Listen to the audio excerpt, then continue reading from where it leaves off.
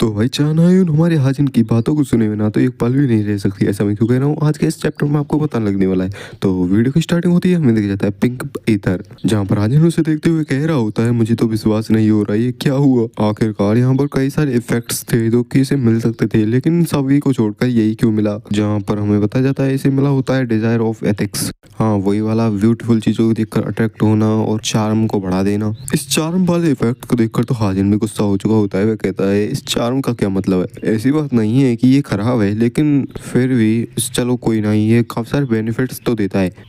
Permanent states को बढ़ाने के बजाय ये आपकी फिजिकल ब्यूटी को बढ़ा देता है, हाइट को इंक्रीज कर देता है, आपके बोन स्ट्रक्चर को इम्प्रूव कर देता है और फिजिकल बैलेंस को भी बढ़ा देता है। और भाई साहब इंटेंस मूवमेंट को भी काफी इजी बना देता है। लेकिन यह नहीं था जिसकी मैं आशा कर रहा था। लिटरली भाई हमारे हाजिन की तो इस चीज को देखकर उसके शरीर से उसकी आत्मा निकल गई होती है। हमारे हाजिन की ऐसी दुख भरी आवाजों को सुनकर बगल के कमरे से इवेंगल चिल्लाते हुए कहती है हाजिन हाजिन क्या तुम ठीक हो। हाजिन भी सोचता क्या इवेंगल, मुझे लगता है कि उसने मेरी ये आवाजें सुन रही थी। अब इस ईथर का क्या, वैसे भी चलो छोड़ो, अब जो हो चुका है उसे देखने पर भी क्या फायदा। तो चलो मेरी ईथर, हमारा क्यूटी ईथर भी जैसे ही उसकी कमांड मिलती है सीधा जाकर हाजिन के स्टिग्मा में चला जाता है और इसी में रहने लगता है। तभी वहां पर हमारी एक और क्यूटी इवेंगल आ जाती है और कहती है हाजिन। हाजिन भी उसे देखकर अपनी गोद में उठा लेता है। हाजिन उससे कहता है क्या तुम यहाँ पर इसलिए आई क्योंकि मैं काफी ज्यादा परेशान था। हाँ, मुझे ऐसा लगता है कि मेरी सारी चीजें ऐसे प्लान के मुताबिक नहीं गई, इसलिए मैं थोड़ा परेशान था।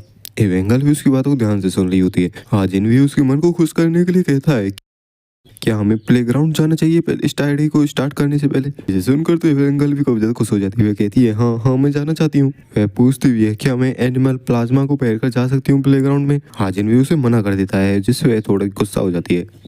फिर हमें दिखाया जाता है नाइट का सीन और ये होता है चानायुन का घर और वह देख रही होती है अपनी वॉच पर उसी स्टिग्मा वाले साइन को और वह उसे देखते हुए कहती है यही एक अकेला ऐसा क्लू है जो कि हमें मिला है उस कल्प्रेट के बारे में। वह सोच रही होती है तभी उसे कुछ याद आता है, जहाँ पर हमारी चानायुन ने यो योनहा को कॉल किया होता है। यो योनहा कहती है कि मुझे माफ करना तुम्हारी कॉल को लेट पिकअप करने के लिए, क्योंकि मुझे कुछ चेक करना था उसमें थोड़ा लेट हो गया। चानायुन भी उसे कहती है नहीं इसकी कोई बात नहीं है, वैसे मुझे ही माफ करना, मैंने तुमको इतना लेट फोन किया इतनी रात को।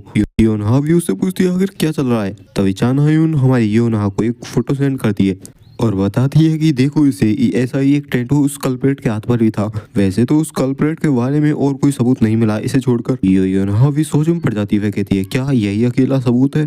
चानायुन भी हमें से रलाती है। चानायुन थोड़ा निराश होते हुए कहती है क्या ये काफी नहीं है उस कल्प्रेट को पकड़ने के लिए। तब योनहा कहती है नहीं ऐसा नहीं है, सबूत का ना होने से अच्छा है कुछ तो होना।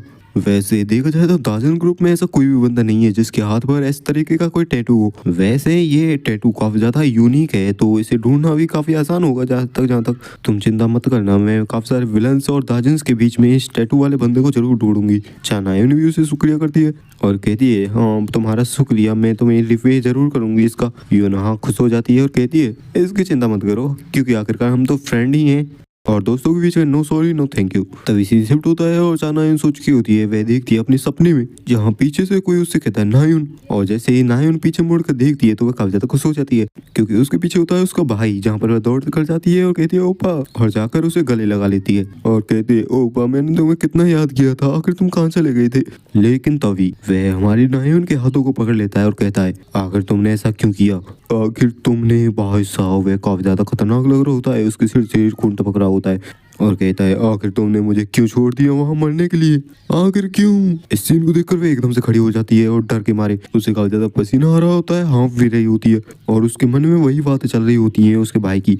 तभी अचानक उसके हाथ पर जो घड़ी होती है उसमें एक मैसेज आता है जहाँ पर कहीं कि माँ जी ने पूछा होता है क्या तुम इस वीक फ्री हो। जिस मैसेज को पढ़कर वह थोड़ी शांत होती है और कहती है क्या कि माजिन। वैसे तो वह उसे कॉल करने में थोड़ी हिचकिचा रही होती है, लेकिन वह सोचती है हाँ मुझे उसकी आवाज़ सुननी है थोड़ी देर के लिए सही चाहे। फिर वह हाजिन को कॉल भी कर देती है। तभी हाजिन कहता है क्या आखिर तुमने मुझे कॉल क्यों किया, हेलो। जहाँ पर वह बात करने की कोशिश कर रहा होता है लेकिन हमारी नायुन बोल भी नहीं पा रही होती। जहाँ पर हमारी नायुन पूरी तरीके से कन्फ्यूजन पड़ चुकी होती है। वह सोच रही होती है आखिरकार मुझे नहीं लगा था कि मैं मेरे कॉल को उठा लेगा, लेकिन अब मुझे क्या कहना चाहिए। जहाँ पर वह चिल्लाते हुए कहती है हाजिन तुमने कहा था कि तुम अपने शेड्यूल को क्लियर कर लोगे, लेकिन आखिरकार इसमें कितना टाइम लगने वाला है। हाजिन कहता है मैंने तो कभी नहीं कहा था एज ए क्लिक आउट। नायुन भी फ्रस्ट्रेट होते हुए कहती है आखिरकार तुम इतने बिजी क्यों रहते हो।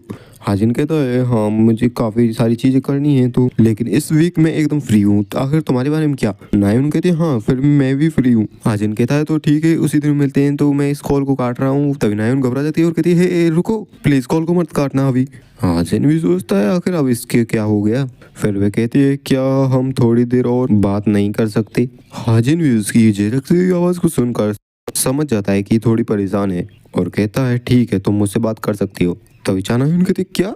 हाजिन भी कहता है व्हाट से तुम्हारा क्या मतलब है? अगर तुम्हारे पास कुछ भी कहने के लिए नहीं है तो मैं कॉल को काट रहा हूँ। चानायुन उसे रोकती हुई कहती है अरे नहीं मैं थोड़ा मजाक कर रही थी। एक्चुअली मैं एक दिन वॉक पर गई थी और ऐसे ही मैं काफी सारी बातें करने लगती है और हमारा हाजिन भी उसकी बातों को सुन रहा होता है। तभी वह बात करते करते वो वासियाँ लेने लगती है जिसे हाजिन भी नोटिस कर लेता है, जहाँ पर वह कहता है नायन तुम्हें नींद आ रही है ना?